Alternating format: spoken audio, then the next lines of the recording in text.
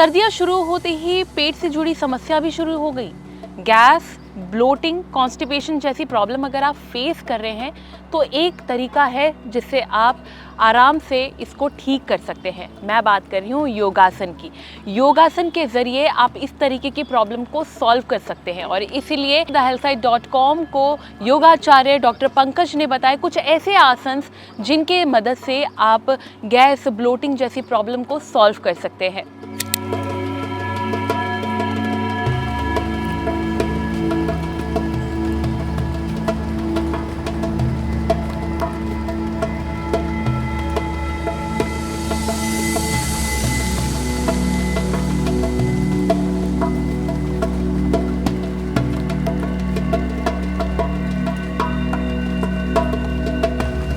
Gas, acidity या फिर आपका हैवी एब्डोमेन, इसके लिए जो स्पेसिफिक आसन है हमारे, सबसे इफ़ेक्टिव जो आसन है आपका वो है आपका पादहस्त आसन। पादहस्त आसन के लिए आपने दोनों पैरों में 1 फीट का गैप रखना है और दोनों हाथों को साइड से लिफ्ट करते हुए कानों के साथ ले आएंगे। पूरा श्वास भरेंगे और श्वास छोड़ते हुए आप आगे आएंगे। इसके बाद लास्ट में अपने हेड को डाउन कर लेना है और गहरी लंबी श्वास आपने भरनी है। Inhale, exhale, inhale, exhale. जो व्यक्ति इजीली नीचे दोनों हैंड्स को नहीं टच कर सकते वो अपने नी को बेंड कर लेंगे। नी बेंड करके अपने हैंड्स को नीचे लेके आएंगे ताकि इजीली इस आसन को परफॉर्म कर सके। ये आसन बहुत ही इफ़ेक्टिव है आपके गैस और एसिडिटी को कम करने के लिए, बिकॉज जब आपका काफ मसल स्टिफ होने लगता है उस कंडीशन में आपकी गैस फॉर्मेशन इंक्रीज़ हो जाती है। जैसे जैसे आपके लेग्स फ्लेक्सिबल होंगी, आपकी हैमस्ट्रिंग रिलीज़ होगी, ऑटोमेटिक आप फील करोगे आपका एब्डोमेन बहुत रिलैक्स महसूस कर रहा है। गैस फॉर्मेशन ऑटोमेटिक कम होने लगेगा अगर आप पादहस्त आसन का सही से अभ्यास करते हैं। आसन का अभ्यास करने के लिए सबसे मेन यही है कि आपको उसमें ब्रीदिंग ज़रूर करनी है। ऐसा नहीं कि इसको वर्कआउट में हम कन्वर्ट कर दें। अगर कोई भी आसन का अभ्यास कर रहे हैं तो उसके साथ में ब्रीदिंग को ज़रूर ऐड करना है। इस आसन का जो अभ्यास है आपने 3 to 5 टाइम्स करना है। 3 to 5 टाइम मिनिमम 30 सेकेंड के लिए हर एक आसन का अभ्यास करना है।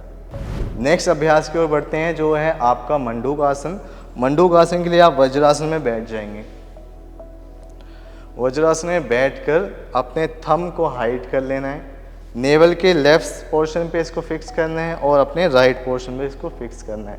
अभी श्वास भरना है completely deep inhale, complete deep exhale. पूरा श्वास छोड़ेंगे। उसके बाद अपने एब्डोमेन को स्क्वीज़ करेंगे। पेट को जितना अंदर की तरफ ले जा सकते हैं उतना अंदर की तरफ लेके जाएंगे। स्क्वीज़ करने के बाद धीरे धीरे आप आगे आ जाएंगे, सांस छोड़ते हुए आगे आगे। अब यहाँ आने के बाद आपने ब्रीदिंग को स्टार्ट करना है। ब्रेथ को स्टॉप करके नहीं रखना, श्वास लेते रहना है। Inhale, exhale, inhale, exhale, inhale, exhale. Manduka asana जो आपको मिनिमम 1 मिनट के लिए करना है, ये बहुत ही इफ़ेक्टिव आसन है आपके डाइजेस्टिव सिस्टम को एक्टिवेट करने के लिए। ये आपके इंटेस्टाइन मूवमेंट को एक्टिवेट करता है, ये आपके कॉन्स्टिपेशन को दूर करता है, पेन क्रिया को एक्टिवेट करता है और फैटी लीवर के लिए बहुत लाभदायक है।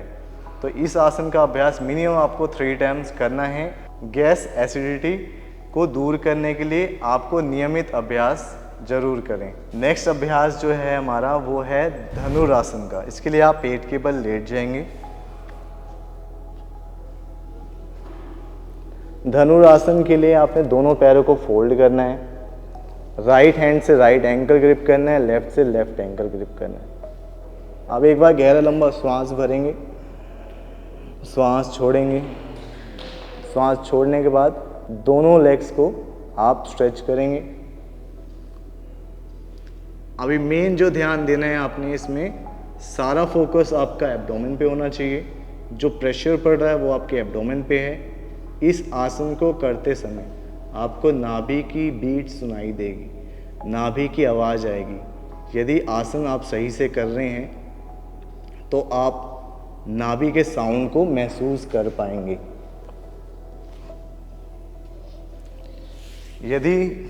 यदि आप नाभि के साउंड को महसूस कर पा रहे हैं तो आप देखेंगे कि आपकी नाभि स्टेबल है या नहीं, क्योंकि कई बार देखा गया है कि जो गैस फॉर्मेशन है या एसिडिटी है या इनडाइजेशन है, ये आपके नाभि से रिलेटेड भी होते हैं। अगर नाभि डिसलोकेट है तो भी आपको ये कंडीशन आएगी और ये किसी भी को उसमें टेस्ट में डायग्नोज नहीं हो सकती। तो यदि आप धनुरासन का अभ्यास करते हैं तो आपकी नाभि भी अगर टली है तो वो भी स्टेबल हो जाएगी, फिक्स हो जाएगी। गैस एसिडिटी के लिए हमें कौन से प्राणायाम करने चाहिए वो आज मैं आपको बताऊंगा। पहला प्राणायाम जो है वो है चंद नाड़ी प्राणायाम। चंद नाड़ी के लिए आपने वर्ण मुद्रा लगानी है लेफ्ट हैंड की, लास्ट फिंगर को टिप से टच कर लेना है, स्पाइनल कॉर्ड स्ट्रेट कर लेंगे, थंब से अपने राइट नोस्ट्रिल को बंद करना है, फर्स्ट फिंगर को आज्ञा चक्र पर रख लेना है। अब श्वास आपने लेफ्ट से भरना है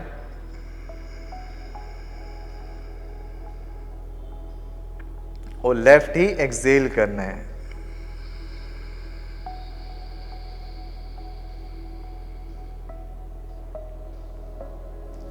चंद्र नाड़ी का अभ्यास मिनिमम आपको 51 टाइम्स करना है। चंद्र नाड़ी जो कि ऑटोमेटिक कहने से ही चंद्र मीन्स आपका मून इफेक्ट, ये आपकी बॉडी को शांत करेगा, रिलैक्स करेगा, काम करेगा।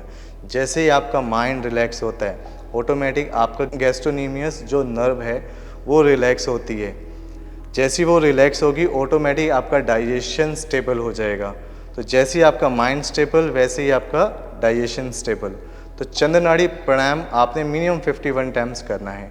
अगला जो अभ्यास है प्राणायाम का वो है आपका भ्रामरी प्राणायाम। भ्रामरी प्राणायाम के लिए हमने अपने पिट्यूटरी ग्लैंड को एक्टिवेट करना है। तो इसमें आपने एक अंजलि मुद्रा बनानी है इस तरह से। अंजलि मुद्रा के लिए राइट हैंड ऊपर रहेगा, लेफ्ट हैंड नीचे रहेगा। इसको आप अपने वर्टेक्स पे लेके जाएंगे।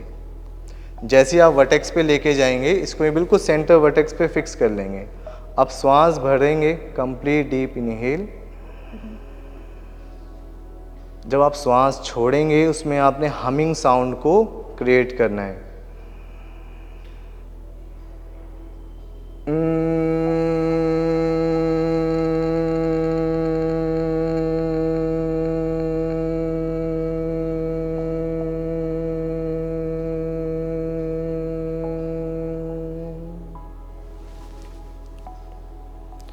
भ्रामरी प्राणायाम, इसका अभ्यास मिनिमम आपको 11 टाइम्स करना है।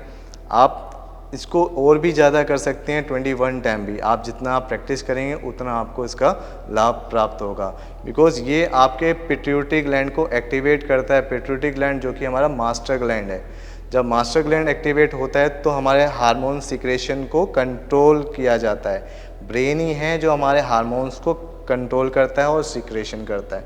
यदि वो सिक्रेशन आपका ब्रेन के थ्रू कंट्रोल हो गया तो ऑटोमेटिक आपका डाइजेस्टिव इशू जो है सॉल्व हो जाएगा।